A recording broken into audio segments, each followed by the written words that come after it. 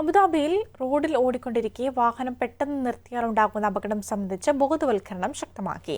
ഇത്തരത്തിൽ മതിയായ കാരണമില്ലാതെ റോഡിൽ പെട്ടെന്ന് വാഹനം നിർത്തുന്നവർക്ക് 1000 ദിർഹം പിഴയും 6 ബ്ലാക്ക് പോയിന്റുകളുമാണ് ശിക്ഷ. ദുബായ് ബ്യൂറോയുടെ റിപ്പോർട്ട്.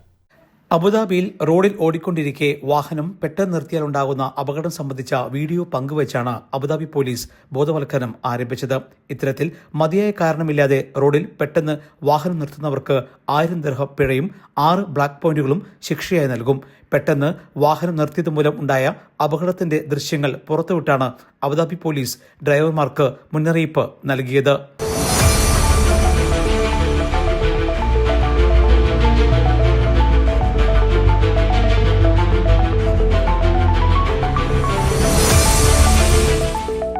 യുവർ കമ്മിറ്റ്മെന്റ്സ് എന്ന പേരിലുള്ള പദ്ധതിയുടെ ഭാഗമായാണ് വീഡിയോ പങ്കുവച്ചത്.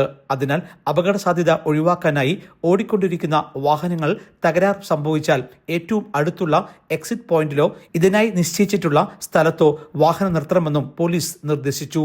അല്ലെങ്കിൽ ഇത്തരം അപകടങ്ങൾ തുടർക്കഥയാകാനും സാധ്യതയുണ്ട്. ജയ് ഹിന്ദ് ന്യൂസ്, അബുദാബി.